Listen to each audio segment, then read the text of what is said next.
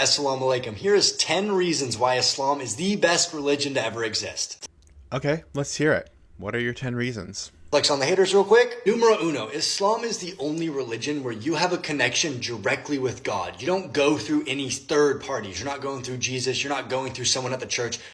The most famous prayer in the Bible is the Lord's Prayer, and it begins with Our Father who is in heaven. We can pray directly to God. We don't need to go through a priest or a pastor. We have that direct connection to God. With God. I don't know the Spanish word for number two, so number two. The Quran is the only religious text that's never been altered. So if you want a religion that you know has never been tampered by man, choose Islam. Yeah, this one's true. If you ignore that there are 10 different Qur'an that say contradictory things, or the fact that certain companions of Muhammad couldn't agree on how many verses were in some of the surahs, or even how many surahs there were supposed to be, or the fact that there was so much stuff that was out there that 3 generations after Muhammad, Caliph Uthman had to gather everything together, make a standardized version, and then burn everything that didn't agree. But other than that, yeah, completely untouched. Number three, Islam was the first religion ever to give women rights. And we love when women have rights. So that's pretty cool. Oh, hey, look, low-hanging fruit. So if Islam is so good for women's rights, then how come watch lists often put Muslim-majority countries at the bottom of the lists? There are also verses in the Quran that speak very poorly about women, so I don't think so. Number four, if you want a lot of discipline, Islam's going to give you it because you have to pray 5 times a day. It's going to help you. It's going to make your mind sharper and it's going to make your dopamine reset, which look at that. Who doesn't love a religion that gives you health benefits? So yes, there may be discipline and health benefits to joining Islam, but those benefits are not unique to Islam. I could take my Christian beliefs and make a really strict regimen out of it.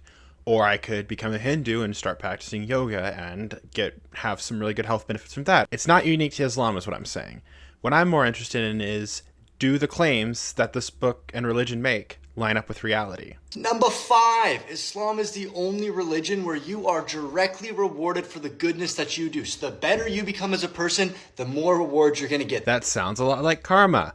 Again, not a unique thing to Islam. And that's just a general principle of life. If you're not a jerk, things will go a little bit easier for you. Number 6, if you become a Muslim, you can't drink alcohol and you can't do drugs. And drugs are bad for you. So that's good. Again, this isn't something that's unique to Islam. There are other religions that forbid drinking of alcohol and doing drugs. Christianity also does make some allowances for drinking of wine, but that's only if you can control yourself. That's the difference. We emphasize self-control. Though I will agree with him, drugs are bad. Stay in school, kids. Number 7, Prophet Muhammad, peace be upon him, is our role model, and he is the most successful man to ever live on the planet. There's no way you're making this argument.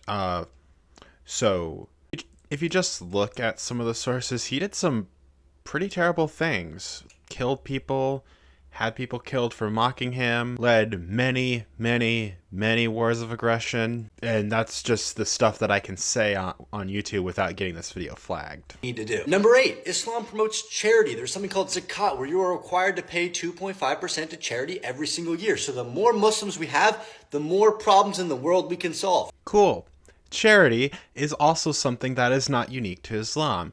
Good Christian worldview promotes charity. You have stories like the Good Samaritan acts as a model for charity. The Catholic Church is the largest non-governmental organization for charity and aid.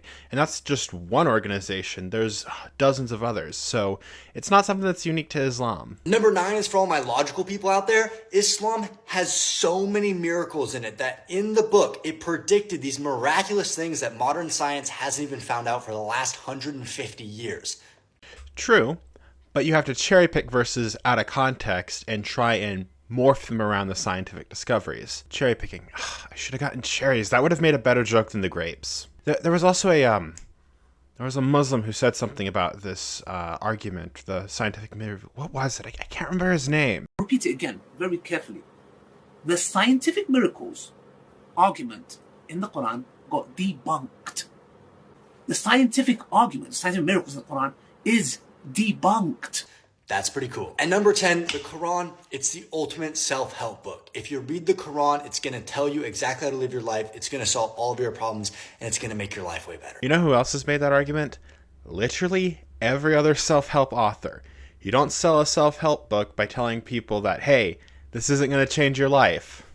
As I said before, benefits are cool, but they're not the determining factor. I want to know, do your religious claims line up with reality? So at the beginning of the video, you said this is 10 reasons why Islam is the best. And your title card said this is 10 reasons why you should revert or convert to Islam. And the reasons you've given aren't very sufficient, so I think I'm going to stay Christian.